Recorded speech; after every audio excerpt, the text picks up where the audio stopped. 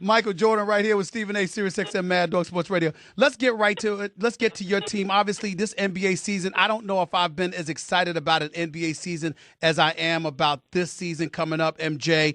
You guys, the now Charlotte Hornets, no longer the Charlotte Bobcats, the Charlotte Hornets. You won 43 games. Last year, you were a playoff team. Talk to me about how you're feeling about your team and what the expectations are for you guys this year. Well, I'm excited. I was excited all summer. We didn't end it right. We played Miami, who was a much stronger team, but we didn't play them full strength. Big Al was hurt. It was the first time we've been in the playoffs, so experience played a big factor. But I've been excited with the acquisitions of Lance, Marvin, Brian Roberts, our young draft picks. So I was interested to see how coach is going to put together these pieces and improve on what we did last year. So I mean. It's a lot of energy down here. The name change, kind of got everything going along with, playoffs and then some new acquisitions. So it's an exciting, prospect year for us, So let's see what happens. Let's get it started and hopefully we can stay healthy. If we stay healthy, I think we're going to make some noise in the East. No, when you and I spoke a few months ago, you were talking about Al Jefferson, and one of the things that you were raving about as it pertained to him was the fact that he was old school. He was a big guy that played big. And in today's game, you don't see that as much. Talk to me about what you see from him, particularly when you consider how today's game, particularly at his position, is so much more of a finesse game than it used to be. Well, it is a finesse game, and rarely do you find that low post threat. Now everything is a hybrid, 4, hybrid 5, hybrid 3.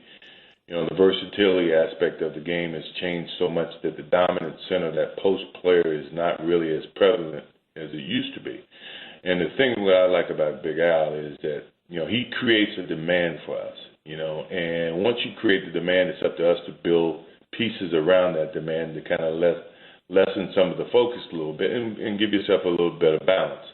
We can expect, even with the focus that Big Al had last year, he was a 20-10 guy. He's done it for years, and you can count on that as long as he stays healthy. Now, if we can figure out other components around him, it makes us a little bit more well-rounded basketball team. So, I love what he does. It's an old-school approach. It used to be that way. Jabbar, Will Chamberlain, all these guys, Patrick Ewing, they all played that type of game. And it's kind of disappeared a little bit, but Big Al brings it back. We're talking to Michael Jordan right here, Stephen A. Smith Show, Sirius XM, Mad Dog Sports Radio.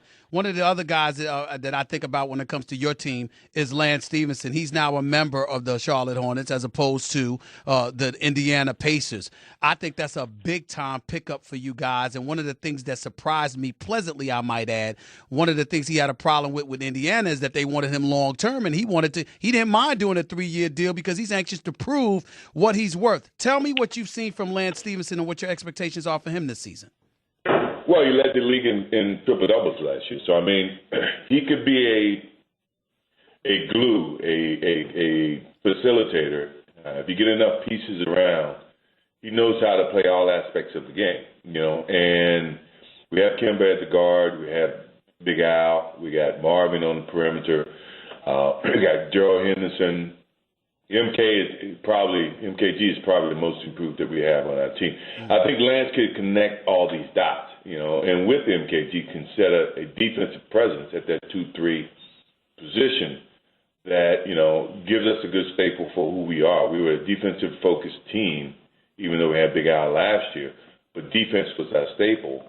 With, Lance, hopefully that's going to add to our defensive, intensity and consistency that gives us a chance to win games when offensively we may struggle. That, to me, is important, especially when you talk about being a playoff team.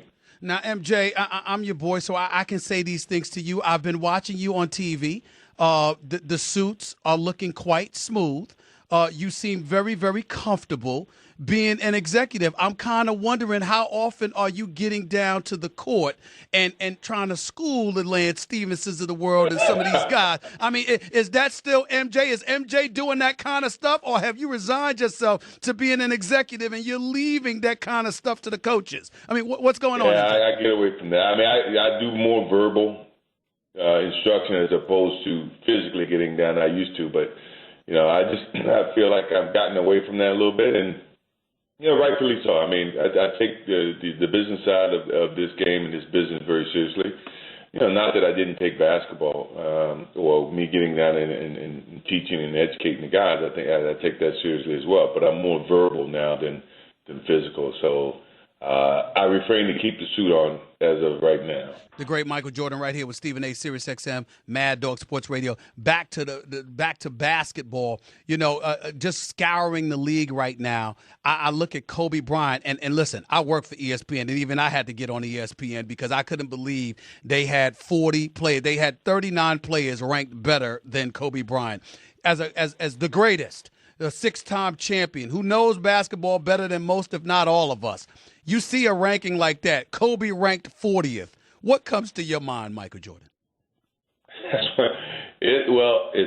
I wouldn't rank that. It's hard to rank players, and in all honesty, I think that's a bad ranking. And I think it creates conversation, just as you and I talked about. If it was left up to me, there's no way I'm gonna rank Kobe Bryant 40th. Now, to me, I think he's definitely taken a step back because he's gone through a couple of injuries, but all the way down to 40, I have a tough time. And if I'm Kobe Bryant, which I'm not going to pay attention to it. I'm going to let it fuel me as a basketball player to prove. And that's a great challenge for him, So it's not what we think. It's what Kobe thinks. And I think Kobe knows he's not, ranked 40th. And he's going to, set out to prove differently. And that's a competitor's thinking. And I totally understand. I would do the same. I can't control what everybody else is thinking.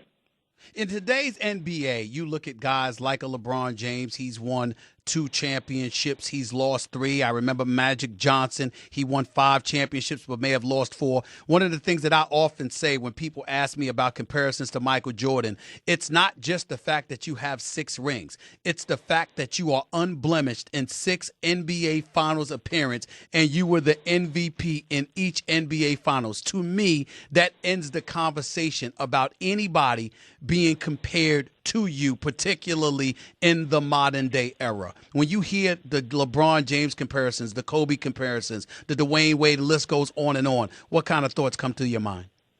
It's what it is. I mean, it's a standard of measurement that's being compared to different eras. When I came in, I was being compared to Dr. J or David Thompson.